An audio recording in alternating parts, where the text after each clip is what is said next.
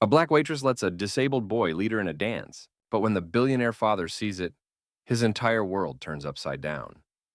The ballroom shimmered with gold chandeliers and polished marble floors, but none of it reached the heart of Josiah Eldridge. Seated in silence near the back of the hall, the billionaire watched the room with the same distant gaze he reserved for corporate negotiations. Around him swirled laughter, dresses like waterfalls, and the ever-present hum of polite society, but none of it mattered. Across from him, separated by the dance floor, sat his 6-year-old son, Brixton. The boy's legs lay still, neatly positioned in the straps of his custom wheelchair. He wore a tiny tuxedo, almost comically formal on his frail frame, and a bow tie that tugged at his neck whenever he shifted. But he wasn't looking at his discomfort. Brixton was staring intensely, longingly at the dancers. Children his age twirled and giggled in their parents' arms. Older couples glided like silk across the floor. Brixton's hands gripped the armrests of his chair so tightly that his knuckles turned pale. There was something behind his eyes, something Josiah noticed but couldn't name. Hunger? Sorrow? Rage? Or was it all of them, tangled in a 6-year-old who hadn't walked since he was 2? Josiah shifted uncomfortably. He hated events like this. Charity galas meant to flatter the egos of the elite while making a spectacle of pain. This one was for pediatric neurology research, a cause that made him look generous in headlines. But he hadn't come for the attention. He came because it was the one place he could bring Brixton where people wouldn't look away in pity. Here, they pretended to care. That was something. His phone buzzed in his pocket. He didn't check it. Not because he was focused, but because he didn't know how to look at his son anymore. Ever since Eloise died giving birth, Josiah had poured himself into empires, not lullabies.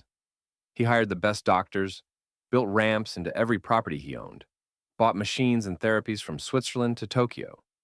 But nothing changed the truth. His son didn't need technology, he needed his father. But Josiah, despite his billions, had no idea how to give him that. So he sat, silent, surrounded by wealth, watching a boy who barely spoke anymore try to swallow the ache of being left out of the dance. Her name was Adeline, but few people knew that. To most, she was just the waitress in black, the girl with the quiet steps and calm eyes, floating between tables like a shadow, always refilling glasses before anyone noticed they were empty. She had worked at the Harrington Ballroom for 2 years, ever since her mother's stroke forced her to drop out of community college and take on double shifts. The staff adored her for her kindness, and the guests ignored her completely. That was how she preferred it, until tonight. Adeline noticed the boy first, not because he was in a wheelchair. She'd seen plenty of that in hospitals when visiting her mother, but because of the way he sat. So still, so quiet, not the way children usually did.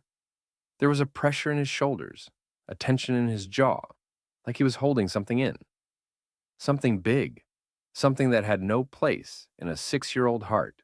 She watched him while balancing a tray of flutes and napkins, pausing at the edge of the ballroom, just outside the spotlight. He was staring at the dancers, not just watching, but drinking in every twirl, every dip, every flicker of joy, like someone starving for color in a gray world. And he was alone. His father sat across the room, stiff as stone. She recognized the man, Josiah Eldridge, one of the richest names in the state, maybe the country. She remembered reading about him when his wife died giving birth. "Tragedy strikes biotech mogul," the headline had said.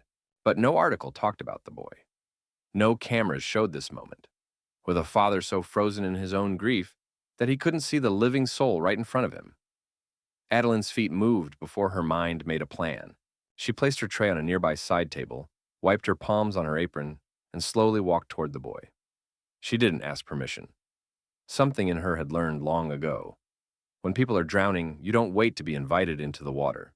She crouched beside him, keeping her voice soft, like a melody just beginning.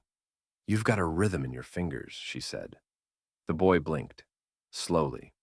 His eyes, light brown and glassy with unshed tears, darted to her, unsure. "I saw you watching," she added. "You were counting the steps, weren't you?" His lips parted. No sound came out. Then, barely above a whisper, "I know how the music goes." She smiled. Not the kind people give to children out of pity, but a real smile, one born from recognition, from respect. Want to try something? She asked. I'll follow you. You lead. The boy looked down at his motionless legs. Not with those, she said quickly, tapping the air near his temple. With this and this. She touched his hands. He hesitated. Then slowly, timidly, he raised his arms, palms outward. She met them gently, fingertips to fingertips, like connecting the ends of a live wire. For a second, they didn't move, just breathed. Then, without a word, Adeline began to sway. Tiny movements, back and forth. A soft pendulum, letting his trembling hands guide her. People didn't notice at first. The music was still playing, grand and sweeping, as couples spun in slow circles nearby. But gradually a space formed around them, not out of spectacle, but reverence. Like the room itself had paused to witness something quiet and sacred. Brixton's eyes lit up, his lips parted, not in confusion or fear, but in awe. For the first time in years, someone wasn't helping him. They were following him. And in that moment, on the edge of a polished floor in a world built to ignore boys like him, Brixton Eldridge danced. Josiah Eldridge sipped his bourbon slowly, watching the amber liquid swirl like molten gold inside the crystal glass. The sharp edge of alcohol cut through his tongue, but it did little to drown the silence that always followed him. An invisible fog that curled around his tailored shoulders and refused to lift. People approached him all night with polite smiles, congratulating him on his donation, asking for selfies, nodding to Brixton with performative warmth. He responded with the well-practiced grace of a man who knew how to manage crowds, but had long forgotten how to truly connect. Then something shifted. At first he thought it was a trick of light, a movement at the periphery of the dance floor, some errant child straying out of bounds. But when he turned fully, what he saw made his hand freeze mid-sip. There was his son, not alone, not just watching, leading. The waitress, he recognized her vaguely, had passed her once or twice near the service entrance, without thinking twice, was crouched in front of him. No, not crouched, dancing. Her hands pressed lightly against Brixton's, moving with a rhythm so subtle and careful, it felt choreographed by instinct, not training. But the real shock wasn't her. It was him. Brixton's face wasn't blank. It was alive. His eyes sparkled, wide and focused. His mouth was parted in something that at first glance, Josiah didn't even recognize. A smile. His son was smiling. Not the forced, polite kind for therapists or visiting relatives. This was real. A grin born of power and joy. Two emotions Josiah hadn't seen on Brixton's face in years. His chest tightened, not with pain, but something much older, buried beneath layers of denial and grief. When Eloise died, Josiah broke, not publicly, not in some operatic display of sorrow, but inwardly in small, deliberate pieces. He buried himself in his empire, convinced that if he could build enough, donate enough, fix enough, he could outrun the shame of being a father who couldn't fix his own son. He had given Brixton everything except the one thing he never admitted was missing: himself. And now, in front of a room full of strangers, it took a woman he didn't know, an underpaid server from the kitchen, to show him what he'd failed to see. Brixton didn't need saving. He needed someone to trust him enough to follow his lead. Josiah set his drink down, his fingers trembling slightly. His mind raced. Memories of years spent trying to schedule love like a business meeting, of missed bedtimes, rushed therapy appointments, and hollow praise. And there, across the ballroom, was a boy who had silently waited for his father to stop managing him and start meeting him. Tears welled in Josiah's eyes before he could stop them. He wasn't a man who cried, not in boardrooms, not at funerals, not even in the delivery room when Eloise's hand went limp in his. But now, watching his son dance without moving his feet, something inside cracked open. Around him, the room continued its charade. Champagne fizzing, heels clicking, laughter bubbling. But Josiah was no longer in the crowd. He was with them, with his son, with the girl whose name he still didn't know, and with the quiet revelation that all his billions had never bought him a moment like this. And for the first time in 6 years, he felt like a father. Josiah didn't sleep that night. He lay awake in his penthouse suite, surrounded by the stillness of things that cost more than most people's homes. The silk linens, the custom chandelier, casting faint shadows over the ceiling. The antique fireplace flickering, even though it wasn't cold. Everything in the room was curated for comfort. yet nothing brought him peace. He kept replaying the image in his mind. Brixton's hands raised, guiding the movement, and the girl's calm smile as she let him lead. He didn't even know her name. That fact gnawed at him. He was a man used to knowing everything: who to call, where to invest, what to do next. But now, he was stranded, humbled, and that humility dug into him like a splinter he couldn't extract. By morning, the decision was made. He returned to the ballroom the next day, not with his usual entourage, not in a suit, but in jeans and a coat that hadn't seen sunlight in years. The staff at the Harrington were startled to see him there so early, especially the manager, who scrambled to offer him espresso, a seat, anything. Josiah waved it all away. "I'm looking for one of your servers," he said. "She was working last night. Black waitress, dark curls. She was dancing with my son." The manager frowned. "That would be Adeline. She's not on shift today. I'd like her contact information." "I'm sorry, sir, we can't." "Then give her mine," Josiah interrupted, pulling out a card from his wallet. Not one of the gold-embossed corporate ones, just a white slip with a handwritten number. "Tell her it's not about a job. It's about my son." Hours passed. He waited. His driver circled the block 3 times. Still nothing. No message, no reply. It was only the next afternoon, as he sat alone in his office overlooking the skyline, that his phone buzzed with a number he didn't recognize. He answered immediately. The voice on the other end was calm but guarded. "Mr. Eldridge?" "Yes. This is Adeline. I got your card." "Thank you for calling." He sat up straighter, as if posture could make up for everything he didn't know how to say. I saw what you did with my son. That meant more than I can explain. I was wondering if we could talk. In person." A pause. "Why?" she asked plainly. Josiah hesitated. "Because you reached him. In a way I never have." Another pause. Longer. "I don't do that for a living," she said.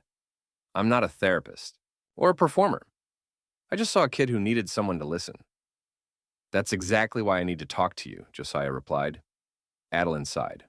"All right, but not at your office. And not at some 5-star restaurant. You want to talk to me? You come where I live." An hour later, Josiah found himself in a part of the city he hadn't visited since he was in college. Old brick buildings, cracked sidewalks, kids playing with worn basketballs and cardboard boxes. His driver parked reluctantly, but Josiah stepped out alone. Adeline met him outside a weathered 3-story walk-up. Her curls tied back, coat zipped up against the wind. She didn't offer a smile, just a quiet nod. They walked down the block together, side by side. "I live here with my mother," she said. "She had a stroke 2 years ago. Lost most of her speech. My brother's 12, helps when he can. I work nights to pay rent and medical bills." Josiah was quiet. He had expected many things: defensiveness, hesitation, maybe even a request for money. But not this. Unfiltered honesty, stripped of pity or performance. "You were amazing with Brixton," he said. "I didn't do it for you." "I know." They reached a small playground, mostly rusted. She sat on the edge of a bench, and he followed. "I don't trust rich people," she said, staring at the swing set. I've worked their events. They smile at you and forget your name before dessert. You think I haven't had people offer help? One guy tried to rescue me with a modeling gig. Another said he'd pay my rent if I had dinner with him every week." Josiah looked down. The shame felt physical. "I'm not here to offer you anything you haven't earned," he said. "I just want to learn from you." She turned toward him for the first time, her expression unreadable. "You really mean that?" "I do." A long silence passed between them, the kind that hangs heavy when 2 people are trying to decide whether or not to trust. Finally, Adeline stood up. "Then show me. Start by showing up. Not with a checkbook. Just be there. For your kid." And with that, she walked away down the street, leaving Josiah on the bench, humbled, still, and finally truly beginning. It was nearly midnight when Josiah returned home. The city outside his car window blurred into streaks of red and gold, but his mind was far from the skyline. Adeline's words echoed in his head like a melody he couldn't shake. Start by showing up. He stepped into the penthouse quietly, instinctively avoiding noise, as if trying not to wake something fragile. Brixton's room was dim, a soft nightlight glowing in the shape of a crescent moon near the corner. Josiah stood in the doorway, watching his son sleep. Small hands curled against his chest, breathing slow and steady. It struck him how little he knew about this boy. He knew the schedules, appointments, medications, physical therapy, but not the boy himself. What made him laugh? What made him scared? What did he dream about? The next morning, for the first time in what felt like years, Josiah sat at the breakfast table with Brixton instead of reading the financial section in the other room. The boy looked puzzled at first, almost suspicious, but said nothing. Do you like pancakes? Josiah asked awkwardly. Brixton shrugged. Do you want to pick what we watch later? Maybe a movie? Another shrug, then cautiously, do you like dinosaurs? Josiah hesitated. I never really thought about it, but maybe it's time I do. Brixton blinked, unsure whether it was a joke or a trick. That evening, Josiah came home with 3 dinosaur books and a model T-Rex. They spent the night assembling plastic bones and reading facts aloud. Brixton didn't smile, not at first, but his eyes followed every word. 3 days later, Josiah received a letter. It was hand-delivered by one of the ballroom managers and had no return address, just his name written neatly on the front. Inside, he found a crayon drawing. It was Brixton's handwriting, clumsy, large letters, me, her, music. The picture showed a stick figure in a wheelchair, another standing with curly hair and colorful music notes around them. They were dancing. Josiah's throat tightened. Beneath the drawing was a short message. I want to live, like I did that night. He sank into his chair, the page trembling in his hands. A simple sentence. But for Josiah, it was a revelation. All his wealth, his power, his global reach, none of it had managed to bring this spark to his son. But one act of presence, one shared moment, had cracked open a part of Brixton long buried by hospital walls and silent dinners. That night, Josiah sat at his desk and opened a blank notebook. On the first page, he wrote, Project Brixton. Not a charity, not a foundation, a promise. To build a place where children like his son didn't have to fit in. They could lead. He thought of Adeline, the quiet confidence in her eyes, the strength to see past disability into possibility.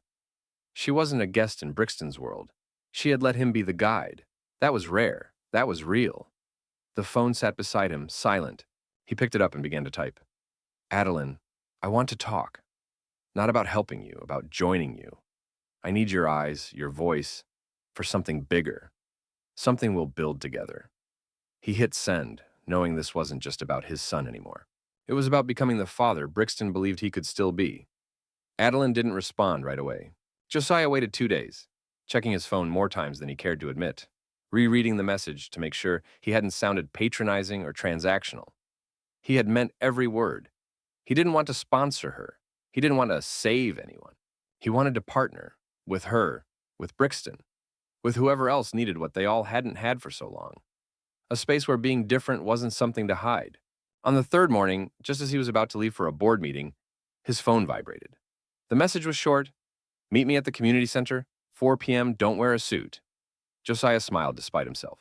At exactly 4, he stepped through the creaking doors of the Ridgeway Community Center, dressed in jeans and a plain navy sweater. The place smelled of old books, floor polish, and dusty basketballs. It reminded him of his youth, before billion-dollar contracts, before headlines, before grief had taught him how to become numb. Adeline was already there, waiting in a small room with faded posters on the wall. Read to succeed. Every kid matters. And mismatched chairs around a cracked table. Her hair was tied in a low bun, and she wore a gray hoodie with paint specks on the sleeve. She didn't rise when he entered. She simply gestured to the seat across from her. You really came, he nodded. You said not to wear a suit. I figured that was a challenge. Her lips twitched just a little. Good, because this isn't a charity meeting. I don't want to be part of a brand or a PR stunt. I don't care how many zeros are in your account. This has to be real. Josiah met her gaze. That's why I'm here. She studied him for a long moment before pulling a folder from her bag. Inside were sketches, childish but vibrant, of rooms filled with color, music, soft rugs, therapy swings, mirrors, musical instruments, and tactile toys. There were pages of notes in her handwriting, safe corners, quiet room, adaptive dance floor, peer-led classes. I started dreaming about this last year, she said almost shyly. A space for kids who don't get seen, who are treated like broken projects. I just didn't have the time or money or belief that anyone would care.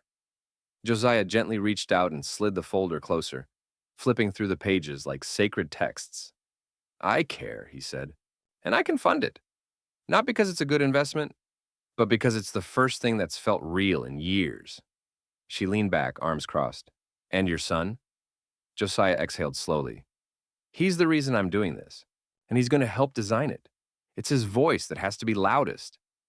A silence followed, thicker this time, not suspicious but thoughtful. I want it to be led by people who've lived it, she said. Not just doctors and planners, people who've felt invisible like I have, like your son has. People who don't get invited to the dance. Josiah nodded. Then let's build the dance floor ourselves. Adeline's eyes softened. She reached into her backpack and pulled out a wrinkled envelope. Inside was a Polaroid. She handed it to him without explanation. It showed Brixton in her mid-dance, his hands hovering in the air, her smile wide and fearless, the moment frozen forever. You think it was just one dance? She said, voice low. But for him, it was a door. And for me, it reminded me why I haven't given up. Not yet. Josiah looked at the photo, his chest tightening. Then let's make sure no one ever has to wait that long for a door again. She looked at him then. Really looked. Past the money, past the name, past the walls he had carefully built to survive. And slowly she extended her hand across the table. All right, Mr. Eldridge, she said. Let's build something that matters.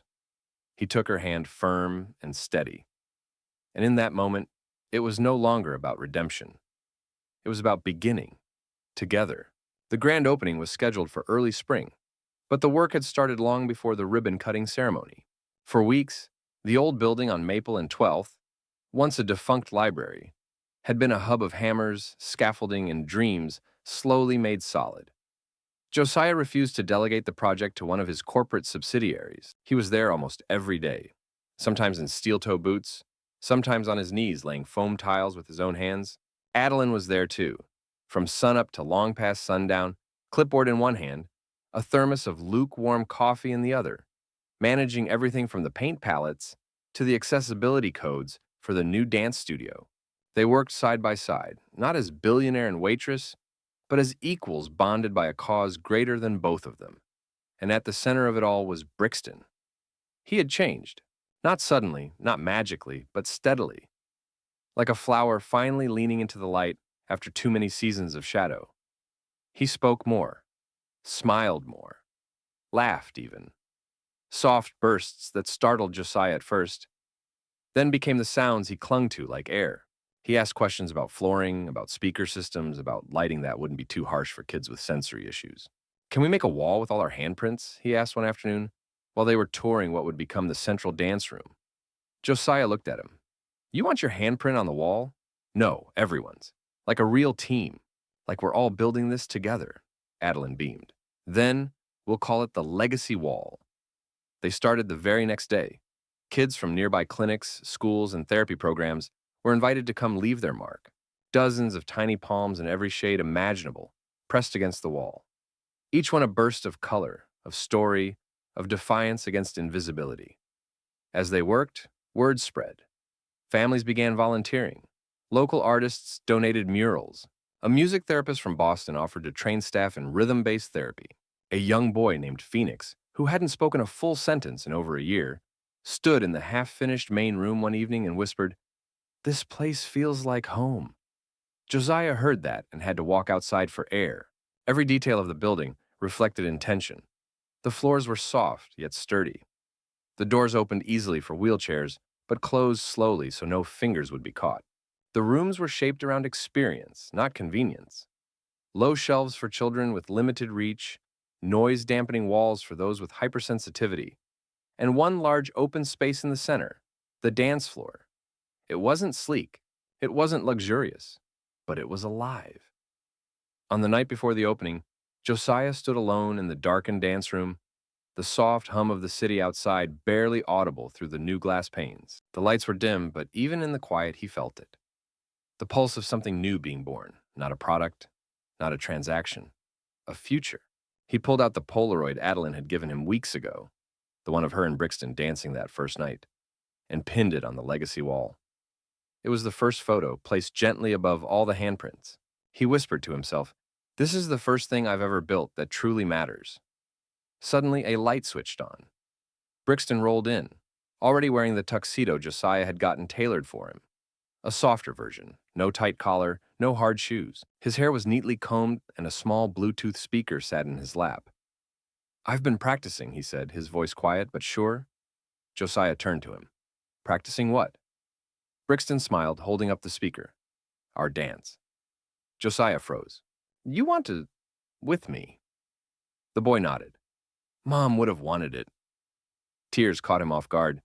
He tried to blink them back, but Brixton had already hit play. Soft piano chords filled the room. Josiah stepped forward, slowly, cautiously. Brixton raised his hands like he had that night with Adeline, waiting, inviting. Josiah met them. They swayed. Awkward at first, but then, together. The billionaire and the boy. The father and the son. No stage, no spotlight, no press. Just two hearts rediscovering rhythm in a room they had made possible.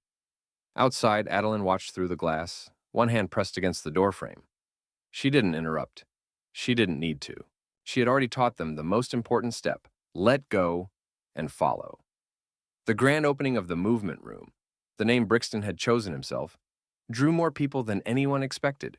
What began as a modest idea between a waitress and a grieving father had turned into a citywide event. Families arrived from every corner of the borough. Children in wheelchairs and walkers, kids on the spectrum, teens with limb differences, siblings holding handmade signs that said things like, "Everyone belongs," and "We dance too." But the real ceremony didn't begin on a stage. It started in the heart of the room, where the legacy wall stood tall and glowing, now covered from top to bottom with painted handprints, messages, and tiny Polaroids of children, caught in moments of laughter, motion, and discovery. Josiah stood to the side of the entrance, not in a suit, but in soft slacks and an open-collar shirt, watching the flood of life pour into the space he once couldn't even imagine. Beside him stood Adeline, her hair half braided and cheeks flushed with nervous anticipation. But her eyes? They were calm, sure. She had walked through fire in her life, and this room, these children, this day, was the bloom after the burn. Brixton rolled in slowly from the back, his chair decorated with streamers, and a small crown on his head made from gold construction paper. The crowd parted instinctively, making space not out of pity, but reverence. Everyone knew who he was, and what he had started. He came to a stop at the edge of the dance floor. Josiah approached and knelt down beside him. "You ready?" he asked. Brixton looked up at him, grinning. "I've been ready since the first dance." A speaker crackled to life. The soft notes of their favorite song began to play. The same one he had danced to with Adeline months ago, in that elegant ballroom where everything had changed. But this time, he wasn't the only one dancing. Dozens of children wheeled or stepped onto the floor. Some were guided gently by parents or therapists. Others led on their own, confident, radiant. Adeline stepped out and reached for Brixton's hands. He took them. Their movement was slow, careful, but unmistakably joyful. Then Josiah stepped forward. Brixton looked at him and held out one hand without hesitation. The three of them moved together. And slowly, other pairs joined in. Siblings, volunteers, parents. The dance floor filled with uncoordinated steps, wide grins, occasional missteps, and bursts of giggles. It was not polished, not rehearsed, but it was more beautiful than anything that had ever happened in Josiah's life. Tears streamed freely down his cheeks. But this time, they weren't from regret. They were from awe.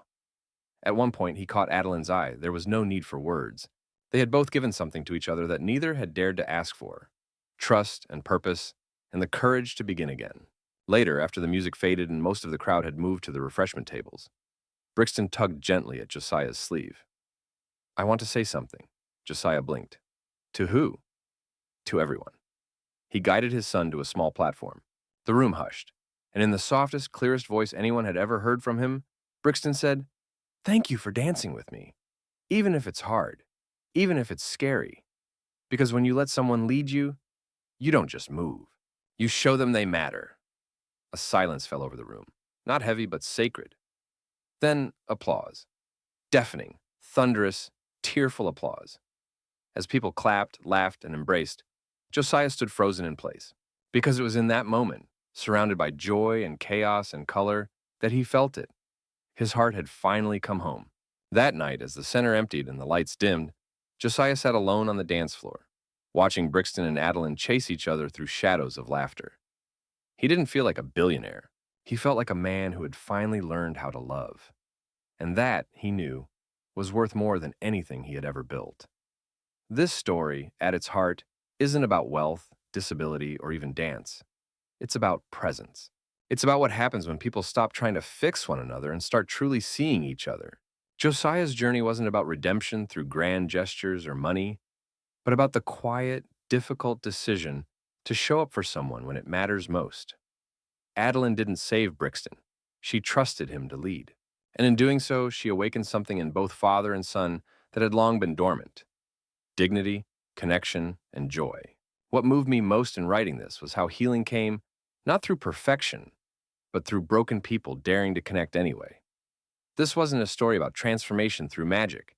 It was transformation through presence, humility, and courage. Sometimes the most powerful thing we can do is let someone else lead us into a world we didn't know we needed. In a world where so many feel unseen, unheard, or unvalued, this story reminds us that love isn't about rescuing. It's about listening, following, and building something better together, one small dance at a time.